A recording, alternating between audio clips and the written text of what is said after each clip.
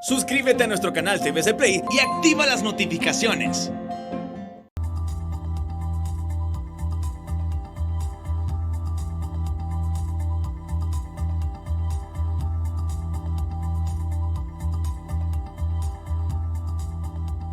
Muy buenas, bienvenidos al Banquillo, gracias por estar con nosotros. Les saludamos desde los estudios de TS y revisamos hoy la situación económica y educativa en nuestro país.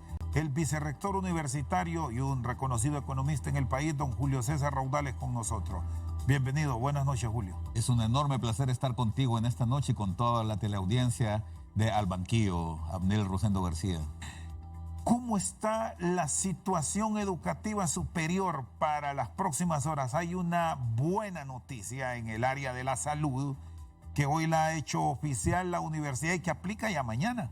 Así es, el Consejo de Educación Superior ya emitió un comunicado en el cual resaltan la importancia, Rosendo, de que se continúe y se acelere el proceso de vacunación y que en la medida en que este proceso de vacunación pueda universalizarse para todas y todos los jóvenes, para todas y todos los maestros del sistema de educación superior en el país, en esa medida se va también a avanzar en el proceso de retorno a la presencialidad, siempre de manera cuidadosa, de manera parcial, comenzando por las áreas prioritarias y, como bien decías, Rosendo, ya para esta semana pues se prevé que se puedan presentar los estudiantes del área de la salud, sobre todo aquellos que están en último año, que tienen requisitos indispensables en el tema de sus prácticas profesionales, de sus áreas clínicas y sobre todo del tema de los laboratorios, ¿no? Estamos hablando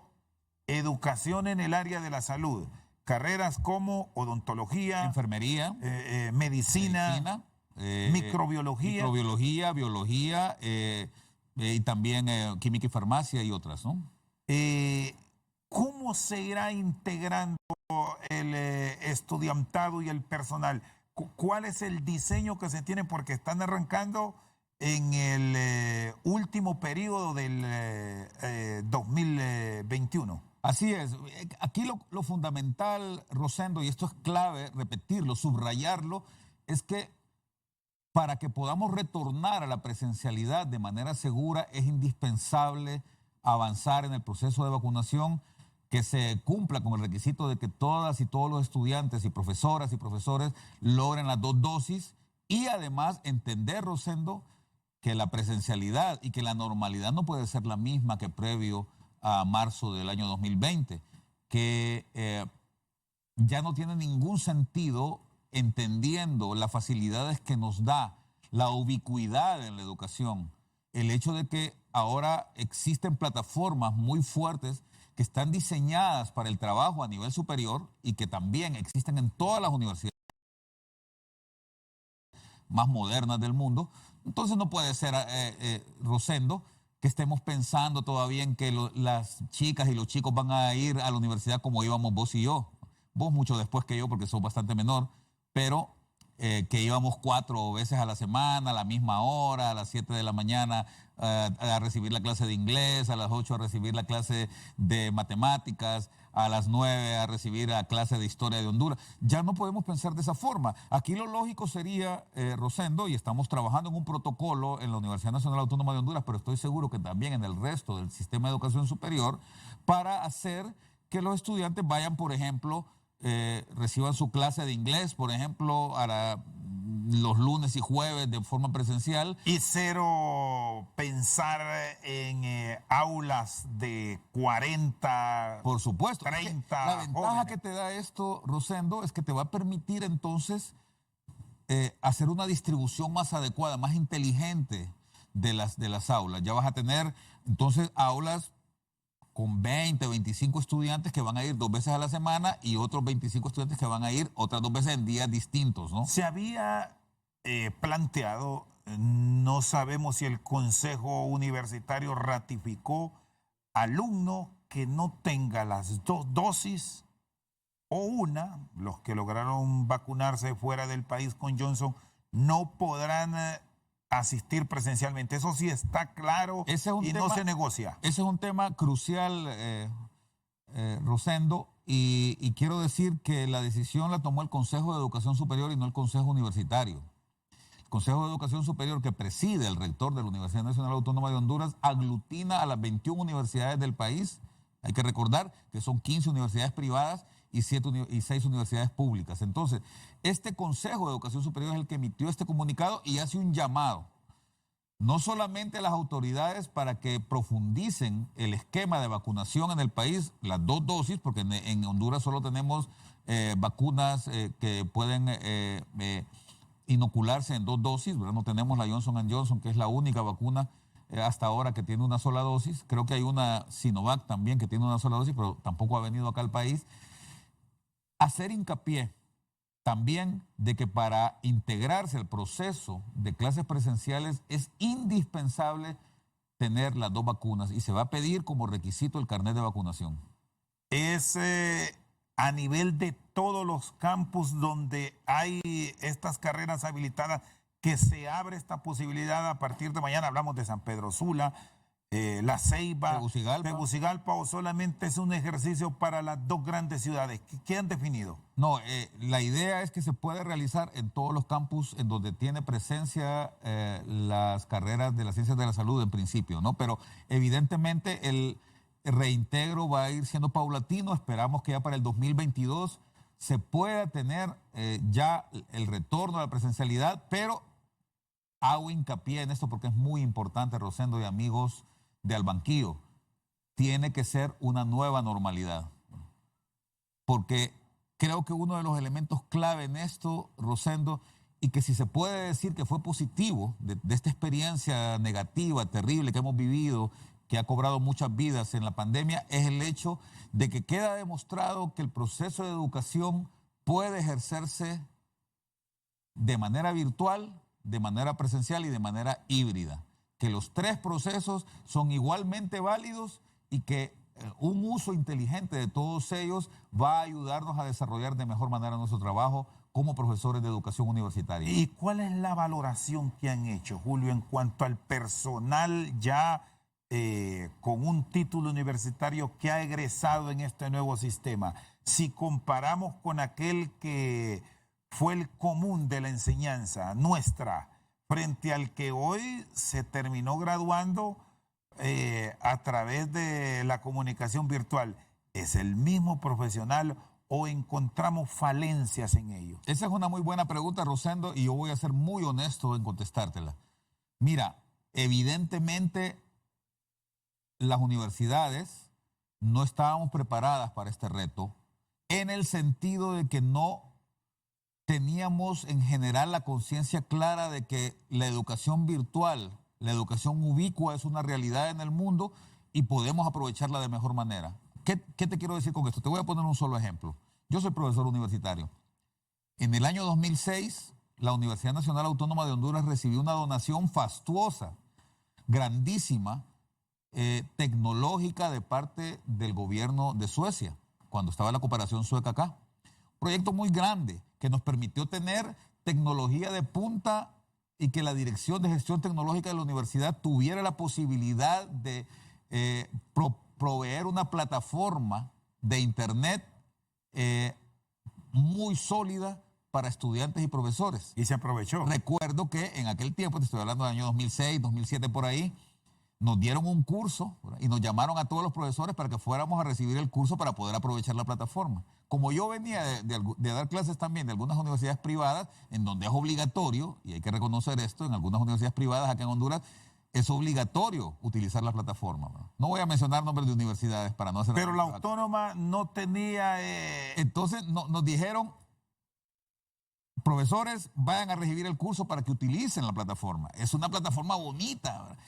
Entonces yo fui a recibir el curso, pero yo le pregunté a muchos compañeros míos y muchos compañeros me dijeron, sos un traidor si vas a recibir ese curso, porque nosotros los profesores, y en aquel momento la Asociación de Profesores de la Universidad se pronunció en contra de estos elementos, ¿va? Y dijeron, no vayan, hicieron un llamado a los profesores para que no fueran.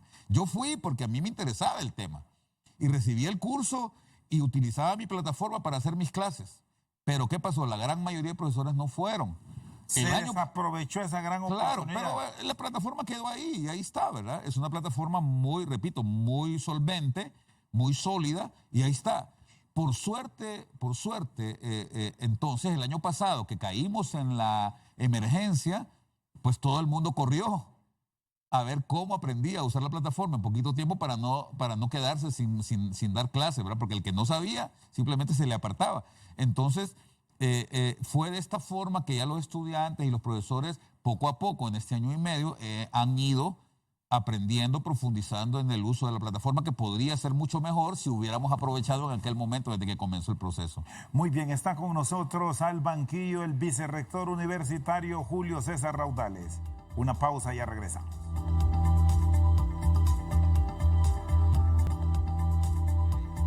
Seguimos esta noche al banquillo con Julio César Raudales.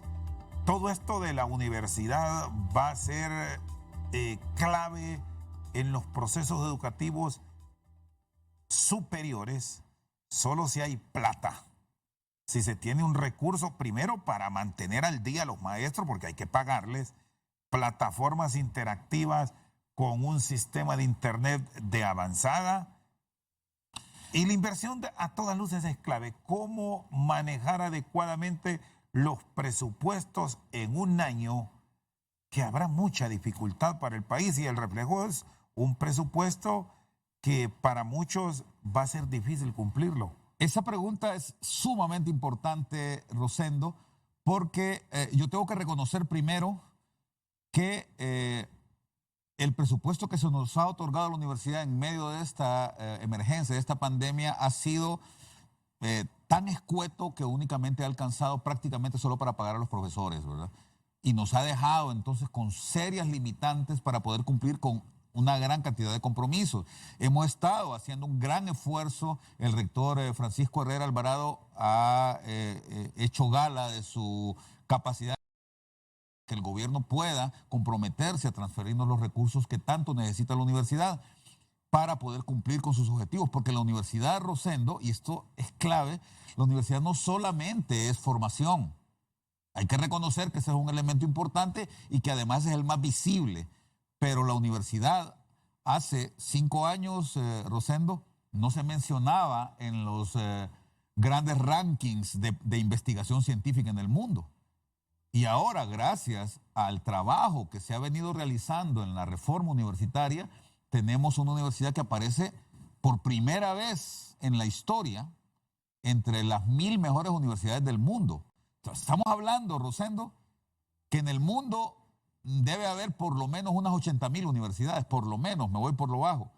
Y resulta que la Universidad Nacional Autónoma de Honduras aparece ranqueada entre las 1000 mejores universidades del mundo, siendo de un país pequeño, de un país pobre, de un país con muchas limitaciones y en donde solamente universidades de Costa Rica aparecen en ese mismo ranking. ¿Y qué han revisado en el presupuesto? Ya para ir entrando en calor en un tema delicado por estar próxima a una elección.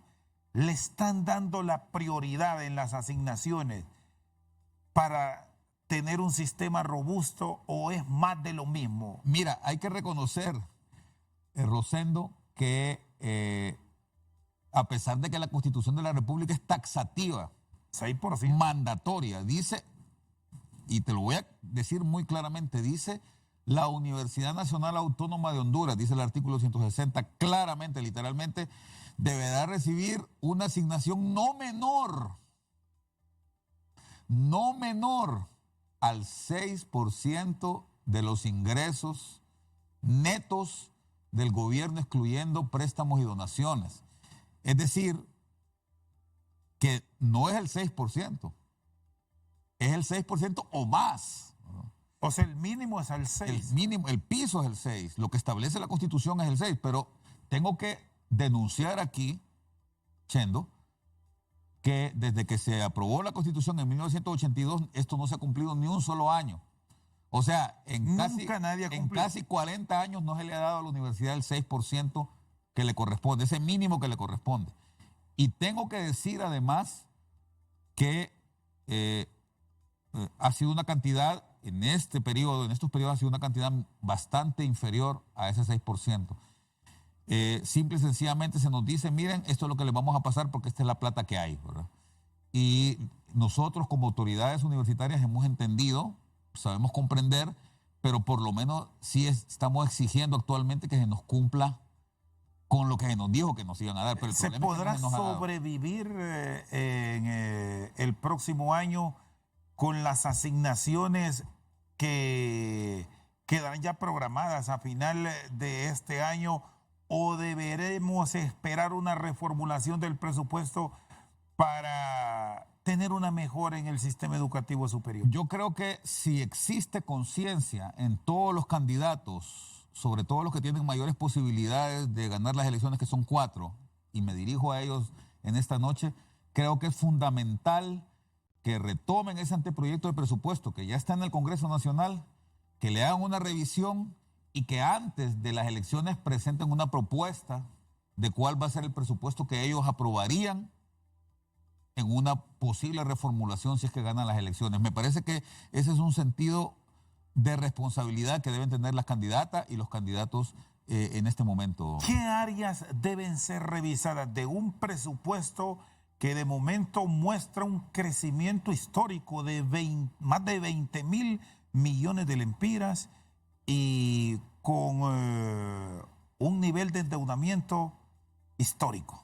Mira, yo creo que, como siempre, la gente que presenta el presupuesto, cada año se dice, este presupuesto, las prioridades, los ejes prioritarios son salud, en este contexto de pandemia que estamos, ¿verdad? Por supuesto que tiene que ser salud, tiene que ser educación, tiene que ser inversión pública en infraestructura, que es clave, ¿verdad? Esos son los elementos. Pero el reflejo que encontramos, Julio, es que cuando revisamos estas propuestas, parece que no tiene ningún impacto, porque si vemos la salud, nos desnudó la pandemia, la infraestructura, una lluvia destruye mucha infraestructura. Y si vamos más allá, en el tema educación, esa misma asociación de fenómenos naturales destruyó muchas escuelas dentro de que se ha hecho. Eso es lo que a eso iba, Chendo. Mira, de nada sirve que te digan que las prioridades son esas, que son educación, salud, infraestructura y todo lo demás, si al final el dinero que se coloca ahí no se dirige de forma inteligente a cumplir con las necesidades que tiene la población fundamentalmente. O sea, ¿de qué te sirve a vos que te van a aumentar? Por ejemplo, el sector que más jala fondos del presupuesto, que más requiere fondos del presupuesto, es educación. El año pasado eran 31.000 millones de lempiras. Ahí estás hablando de más o menos una sexta parte del presupuesto para el gobierno central. Y más del 90% va a sueldos y salarios. Entonces, exactamente. La Secretaría de Salud, de Educación, perdón, y lo dijo hace unos pocos meses, unas pocas semanas, el ministro actual de Educación dijo, me tienen a mí con las manos amarradas porque el 93, 94% del presupuesto de educación es para pagar sueldos y salarios. Entonces, ¿qué me dejan a mí para mejorar las condiciones de las escuelas? Tenemos 17.000 escuelas en el país, de las cuales al menos el 80%, Rosendo, solo son unidocentes o bidocentes al máximo. Entonces, si tenemos tanta limitante, ¿cómo es posible que te den solo presupuesto para pagar sueldos y salarios sabiendo que con eso lo que vas a mantener es la misma inactividad y las mismas falta de materiales y infraestructura adecuada para mejorar el sistema de educación? Ahí no hay espacio para tener una maniobra que le permita mejorar el sistema de comunicación para la educación virtual. Por supuesto. La inversión, entrando en el rango de la inversión pública, los niveles que muestra este presupuesto son raquíticos para intentar mejorar, si vamos a hablar de cambios en la infraestructura. ¿Querés que te lo diga de manera muy resumida, Rosendo? El presupuesto este año y los años anteriores siempre se ha dicho que vamos a gastar 25.000 millones de lempiras. Eso es lo que dice, y es lo que decía también para este año, para el 2021. vamos a gastar 25.000 millones de lempiras. ¿Y a cuánto 25.000 millones de lempiras es más o menos una séptima parte del presupuesto. ¿Sabes cuánto terminan gastando? No terminan gastando ni 12.000 millones de lempiras, ¿no? Ni 12.000 millones. Y además, lo más terrible de todo es que han cambiado un concepto que es clave. La inversión ya dejó de ser solo infraestructura y ahora, por ejemplo, los bonos que le dan a la gente para alimentación, entra en el rango de inversión. A eso le llaman inversión, ¿verdad? Cuando sabemos que eso no es inversión, porque la inversión, si querés entenderla más allá del tema de infraestructura, tiene que ser gasto que te va a servir a vos para tu futuro, del cual vas a poder disfrutar vos en el futuro. Por ejemplo, tecnología es inversión. Aunque no sea infraestructura, pero Internet es inversión, porque el Internet a vos te va a servir para mejorar tus capacidades futuras, ¿verdad? Pero yo podría decirte que las transferencias condicionadas, o sea, bajo una condicionalidad pueden considerarse inversión, pero si solo te van a dejar a vos una platita para que te la gastes, eso no puede ser inversión. Y de estos recursos que me dice que proyectan 25.000 millones, pero al final se termina con un 50% con ese destino. El otro restante es que no se ejecutó o que se transfirió para otro tipo de actividades, que muchas veces la crítica, Julio, es porque terminen sueldos y salarios, y sobre todo en un año político, porque hay que satisfacer al que me viera a depositar el voto. Vos parece que hubieras trabajado en el gobierno alguna vez. Mira, yo estuve trabajando en finanzas mucho tiempo y lamentablemente lo que pasa es lo que acabas de decir, las dos cosas, Rosendo. Por un lado, los proyectos de inversión encuentran muchísima debilidad institucional para ejecutarse adecuadamente. Te pongo un solo ejemplo. El año pasado los huracanes se llevaron los bordos de allá de San Pedro Sula. Bueno, era el mes de julio, o sea, hace un par de meses apenas de este año, todavía no se habían asignado los proyectos para la reconstrucción de esos bordos y ya no viene el agua encima. Aún hoy en día, sí, ahí cuando llueve fuerte en algunas zonas del Valle de Sula, los bordos están frágiles. Por eso, Chendo, porque todavía no se han hecho las construcciones, porque hasta hace poco se asignaron o se están asignando todavía. Entonces, hay tan poca capacidad para el tema de la ejecución que al final terminan no ejecutándose. Y por otro lado, la inversión pública siempre es la variable de manejo. Cuando se te viene una emergencia o algo, entonces lo primero que vos sacrificás es la inversión y decís, mejor me lo gasto ese dinero en otra cosa, ¿verdad? Eso lamentablemente es la realidad de lo que vive el país. Muy bien, está con nosotros el economista Julio César Raudales. Una pausa y ya regresamos.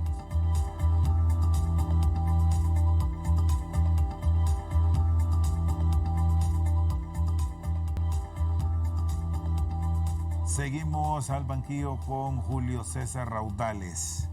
¿Hay espacio de maniobra en este presupuesto de la República?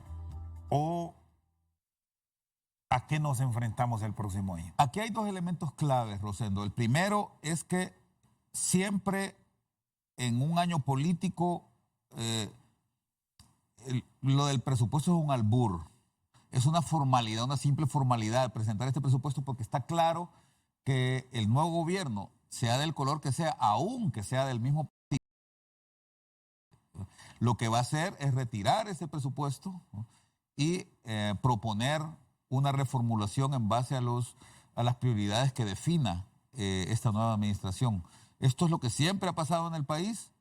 Nunca ha habido una excepción a esto, aunque sea, repito, un partido del mismo gobierno anterior. De ahí que es fundamental conocer los proyectos, eso las es lo propuestas que de momento y con el respeto de los políticos conocemos muy poco. Y de ahí es clave, de esto que acabo de decir, es clave deducir, Rosendo, que exista un proceso de socialización adecuado en el país que nunca ha existido, ¿verdad? Porque lo que hace el Congreso Nacional, los diputados, es llamar a los grupos, ¿verdad? Y hacerles una presentación. Eso no es Pero ya los tienen ahí encerrados. Una verdadera socialización, correcto. La socialización debe consistir en abrir la posibilidad de que partidos políticos, porque estamos en un ajuste electoral, organizaciones sociales, gremios, puedan enterarse de lo que está pasando y hacer sus propuestas de manera que el presupuesto pueda ser la consolidación de la aspiración popular, ¿verdad? Esto es muy importante, sucede en países serios. En Brasil, por ejemplo, históricamente, ya desde hace bastantes años hay un proceso de socialización de los presupuestos de manera que estos puedan ser participativos. Estamos hablando de un ejercicio fiscal de 308 mil millones. Hay 129.000 que son para el resto del sector público y 179.000, estoy hablando de cifras redondas, que son para el gobierno central. Lo que tiene mucho sentido en términos del gobierno central, que son los ministerios y todas estas instituciones que rodean al presidente, en las cuales el presidente en teoría tiene directo poder. Estos casi, creo que son como 20 ministerios que hay, ¿verdad? Y más las otras instituciones del gobierno central. Ahí estamos hablando de 179.000 millones contra una recaudación tributaria, Rosendo, de 116.000 millones. Es decir que lo demás, en esa brecha entre 116.000 millones que se piensa recaudar, que no es que ya los tenemos, sino que tenemos que recaudarlos el otro año, y los 179.000, estamos hablando prácticamente de 60.000 millones de lempiras, son los que vienen por endeudamiento y donaciones. Tengo que decir, yo fui ministro de Cooperación y también trabajé durante mucho tiempo en ese tema de cooperación. Lo quiero interrumpir en esto, Julio, porque hay un elemento que resulta clave. 60.000 millones de lempiras que habrá que buscarlos para decir de una manera que el pueblo lo entienda. Cooperación externa. Con el tema de la pandemia que sigue afectando el mundo, muchos apoyos financieros que llegaron al país se verán limitados. Correcto, eso es lo que te iba a comentar. A mí me tocó trabajar mucho tiempo con la cooperación internacional. Esa fue una buena parte de mi vida previa a la academia. Y aquí hay dos elementos clave en el tema de la cooperación. Por un lado, si comparamos lo que pasa ahorita con lo que pasaba, por ejemplo, cuando el huracán Mitch, fueron dos situaciones totalmente diametrales, Rosendo, porque en aquel tiempo había mucho dinero en el mundo.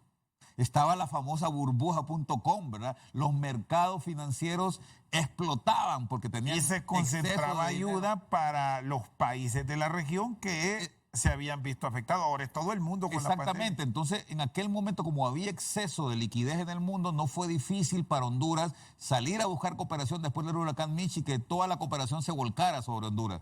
Ese es un elemento. Ahora la situación, como bien comentaba, es totalmente distinta porque ahora todo el mundo está necesitado. Tuvimos una caída en la economía nacional de la cual se están recuperando. Imagínate que Argentina tuvo una caída del 10%.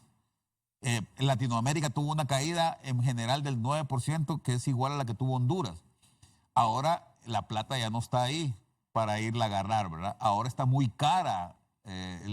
Muy caro el financiamiento. Y ese es el otro escenario delicado, porque al no tener la cooperación en los términos que hemos tenido en el pasado, habrá que ir por más endeudamiento, que esa es la gran interrogante cuando visitamos a los acreedores y otros prestamistas con tasas de interés que asustan. Y no miremos algunos bonos. Exactamente, y ese es el gran problema que tenemos actualmente, Rosendo, que la plata, repito, se nos ha vuelto más cara, pero además a eso hay que sumar el hecho de que los cooperantes ya no creen más en Honduras. ¿Por qué? Porque ¿por qué no creen? En 99 le apostaron muchísimo, pensaron que con el famoso Plan Maestro de Reconstrucción y Transformación Nacional después del huracán Mitch, las cosas en Honduras iban a cambiar. Y por el contrario, la situación más bien ha venido en declive, ¿verdad? Y estaba recordando hoy con unos colegas, hoy por la mañana, que estábamos hablando del tema educativo justamente, que ya no va a haber otro EFA. No sé si te acuerdas del famoso EFA, Education for All, que le llamaban los cooperantes, educación para todos, en donde era una gran canasta de recursos, en donde Suecia, Estados Unidos, Japón, la Unión Europea, Francia, pusieron una gran cantidad de dinero. ¿Y en qué mejoró eso los indicadores de educación en el país? Eso lo que provocó más bien, Rosendo, es que esos recursos fueron utilizados para el gasto que ya se tenía previsto y entonces se desviaron fondos, tanto para corrupción como para mal manejo en el tema gubernamental. Y entonces los cooperantes están muy decepcionados porque de nada les sirvió poner dinero que era de sus contribuyentes, porque al contrario de Honduras, Rosendo, al canadiense, al gobierno canadiense, los que pagan impuestos allá le piden cuentas y le dicen, ajá, usted utilizó, qué sé yo, 70 millones de dólares para dárselos a Honduras y mire, Honduras más bien está peor ahora que antes.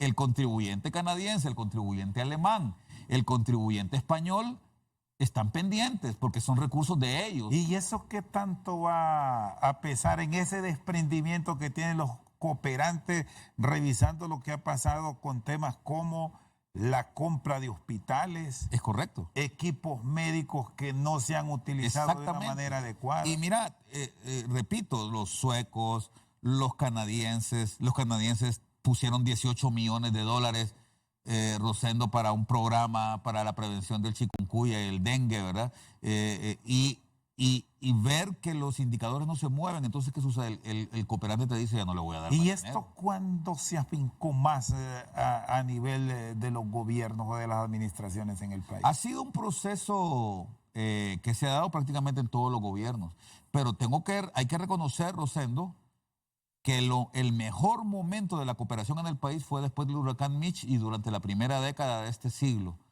Después ¿Y se respondió en ese momento a esa exigencia del cooperante? No, al contrario, hay que recordar que los recursos que fueron condonados de deuda, ¿verdad?, fueron utilizados para otro tipo de esquemas, para otro tipo de gastos y no para el objetivo fundamental que era la estrategia para la reducción de la pobreza en aquel momento. Entonces, ya con esos antecedentes, el cooperante actualmente te dice, no tengo mayor interés. Fíjate, No estamos siendo bien vistos. totalmente. Fíjate qué ¿Y interesante. esto nos puede hacer decrecer en qué promedio? ¿Hay estimados que manejan cómo se presentan los recortes del cooperante? Sí, por supuesto que vos lo podés ver, está documentado eso en la Secretaría de Relaciones Exteriores y Cooperación Externa. Pero además, Rosendo, te queda muy claro, por ejemplo, cuando ves que después del huracán Iota y Eta del año pasado, Iota, sí, del año pasado, se formuló un plan. Se pretendió ir a España, ¿te acordás? Decían que en abril de este año íbamos a ir a España a hacer una cosa parecida a la que se hizo en Estocolmo después del huracán Mitch y no se hizo. ¿Por qué? Porque los cooperantes no estaban dispuestos, ¿verdad? Entonces, quiero decirte que en lo que se va a ver reflejado es en que al gobierno no le va a quedar más remedio que endeudarse con tasas de interés bien elevadas, que ya lo mencionaste, seguir vendiendo bonos soberanos con una tasa de interés bastante elevada, a pesar de que hay que reconocer, Rosendo, que la calificación de riesgo en el país se ha mantenido relativamente estable, no baja, pero sí relativamente estable, no ha aumentado nuestro riesgo, pero eso no quiere decir que las tasas sean bajas, ¿verdad? Las tasas siguen siendo elevadas, 6%, 5%, considerando que la LIBOR, la tasa de interés internacional, anda en medio, en 0.5%, digamos, a un país que tuviera poco riesgo le prestarían al 0.5%, pero a Honduras le prestan al 5%. Y al 5% es elevado, y si a eso sumas el riesgo cambiario, que anda más o menos en 3,5% al año, y otra tasa que también tenés que considerar, que es la tasa que el Banco Central tiene que pagar para hacer el cambio del dólar. El Banco Central, para poder monetizar los dólares que vienen y convertirlos en lempiras, tiene que vender letras de cambio y eso también tiene un costo. Entonces ahí estás elevando mucho la tasa de interés ya. Muy bien, está con nosotros el economista Julio César Raudales. Una pausa, ya regresamos.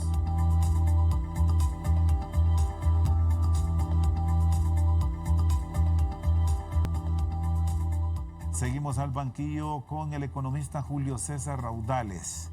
Si no hay respaldo externo para el financiamiento de este presupuesto, habrá que venir a lo interno. Entes de previsión, banca Sí. privada.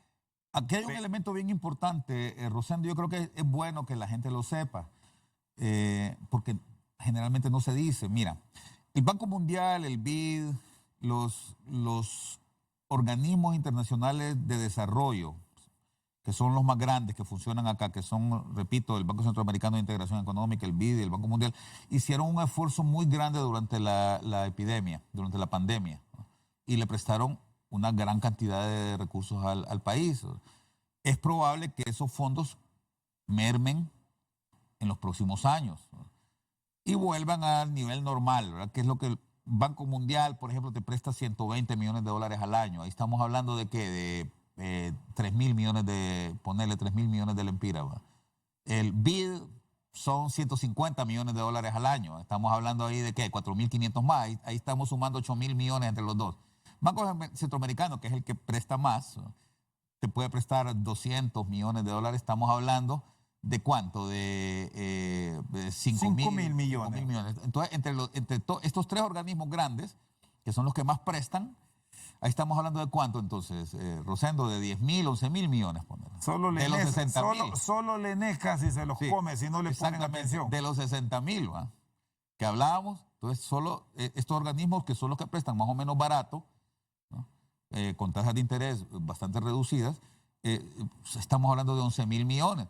Entonces te quedan 50.000 millones más que conseguir. Hay que buscarlo. Que tenés que buscarlos o con bonos soberanos, vendiendo bonos soberanos, o endeudándote aquí internamente, ¿verdad? Y tengo que mencionar lo que voy me a duela. Impuesto, Y porque más es lo impuestos. otro que se ha mencionado. Y ¿Es más viable? impuestos. Y más impuestos. Ahora, ¿está Honduras en capacidad de aguantar que le suban el impuesto sobre ventas de 15 a 18%? Está por verse, ¿verdad? ¿Está el país, Rosendo, en capacidad de que te aumenten tu tasa que pagás por la gasolina, ¿no? El impuesto al combustible. Por cada galón de gasolina, Rosendo, vos pagas 30 lempiras, un poquito más de 30 lempiras, ¿no? Por cada galón de diésel, pagás un poquito más de 20 lempiras, ¿no? ¿Estaríamos dispuestos los hondureños a soportar, o está, mejor dicho, la economía hondureña? Porque esto es una pérdida para el productor, ¿verdad? Que te aumenten esas tasas impositivas, ¿no? O el impuesto sobre la renta, ¿verdad? Entonces, ahí es donde creo que es bien importante que quienes se están ofreciendo para gobernar al país, y voy a mencionar 4 nombres, ¿verdad? Doña Xiomara Castro de Zelaya, don Narri Juan Asfura Sabla, don Yanni Benjamín Rosenthal Hidalgo y don Salvador Alejandro César Nasralla Salum, ¿no? Estén en capacidad de decir qué es lo que van a hacer. Yo creo que tienen que ser muy honestos y decir, mira, los números no nos dan y vamos a tener que subirle el impuesto sobre ventas el próximo año. Pero este tema es delicado. Nadie lo va a tocar. No genera votos y difícilmente lo van a abordar. Exactamente, pero yo quiero que la población que me está escuchando en esta noche y después por internet, los que queden viéndolo, porque sé que tu programa se transmite también por YouTube y en streaming a cualquier hora, que sepan que esas son las opciones que tenemos. O mayor endeudamiento, lo que va a significar impuestos en el futuro, ¿no? Porque el endeudamiento son impuestos futuros, ¿no? Para pagar esa deuda vas a tener que aumentar los impuestos después.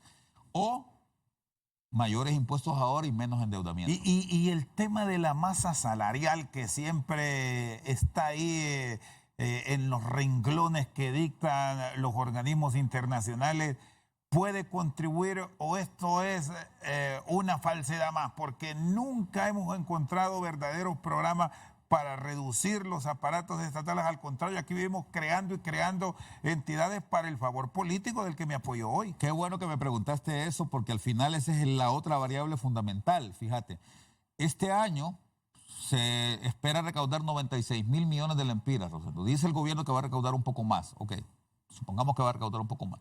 De esos 96.000 millones de lempiras, 45.000 millones son para pagar salarios y 50.000 millones son para pagar el servicio de la deuda. Ahí estás hablando de 95.000, solo te quedan 1.000 millones para lo demás. Entonces, la masa salarial es un problema endémico en el país. Es una limitante clave y el gran problema que existe es que no ha habido ningún gobierno lo suficientemente responsable que tenga el valor suficiente para hacer una reestructuración integral, una reingeniería en el sector público y que digan, mira, solo vamos a tener 12 ministerios como dice la Constitución de la República.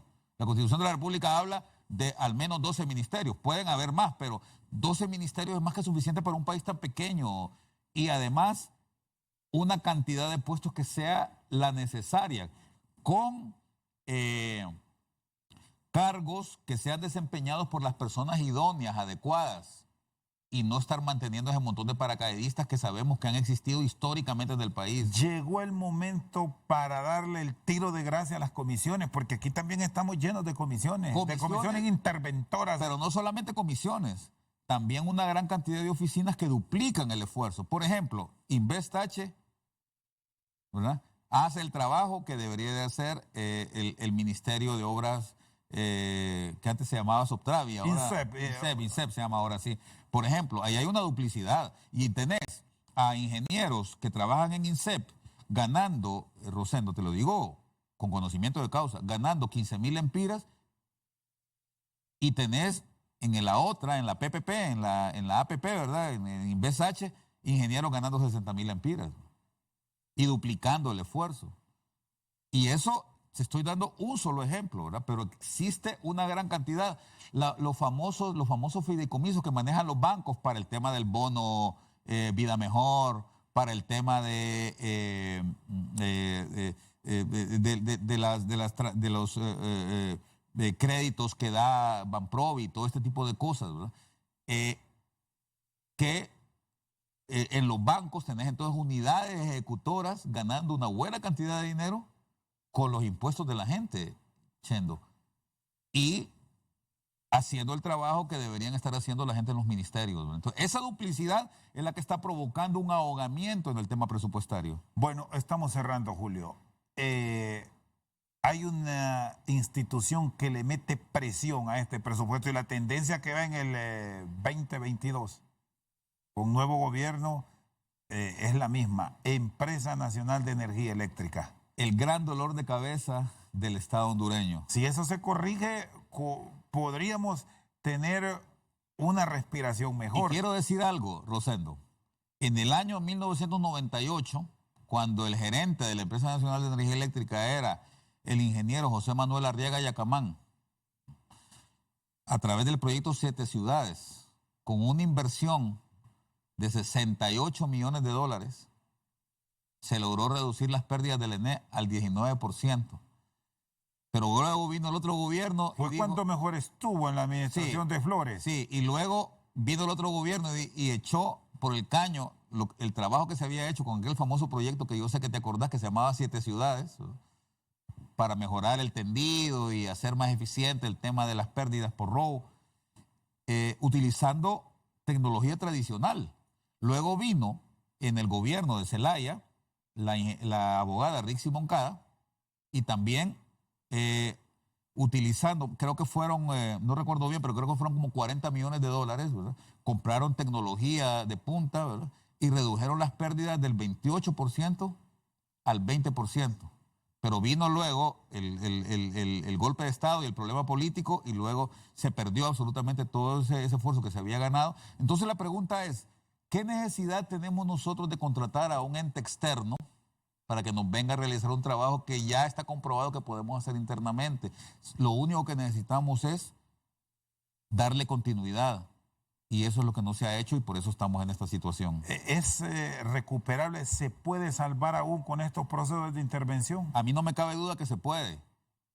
Pero repito, se necesita valor, se necesita conocimiento, se necesita voluntad política y sobre todo, Rosendo, y esto lo digo no solamente para el caso del ENE, sino para todo lo que tiene que ver con políticas públicas, educación, salud, infraestructura, seguridad, se necesita continuidad de políticas, que es lo que no hemos tenido. Nosotros, lamentablemente, Chendo, somos como los mayas. ¿Te has fijado que en Copán Ruinas dice 18 conejos hizo su ciudad encima de 17 conejos? O sea, destruyó todos 17 conejos para levantar 18 conejos, para levantar la ciudad que era su reino, ¿no? Y eso era lo que provocaba que los mayas nunca pudieran desarrollar sobre lo que construían los demás, sino que lo que hacían era destruir lo del anterior. Lamentablemente, esa es la forma en que nosotros hemos gobernado también. El que viene destruye todo lo que hizo el anterior y eso es lo que ha provocado los graves retrasos que el país tiene. ¿Y visualiza cambio? Ojalá que el cambio sea para mejorar, para el bienestar de la gente, pero esto solo puede suceder, Rosendo, si hay un gran acuerdo nacional, si hay verdaderamente una visión de largo plazo del país en donde estemos involucrados todos, y hablo yo como academia, porque yo no tengo ninguna ambición política, estoy hablando como academia, como gremios profesionales, como grupos organizados de la sociedad, para que seamos tomados en cuenta todos y vayamos hacia un mejor país. Julio César Raudales con nosotros esta noche al banquillo, muy amable. Gracias por acompañarnos. Mucho gusto. Concluimos la emisión de hoy al banquillo. Muchas gracias por su sintonía.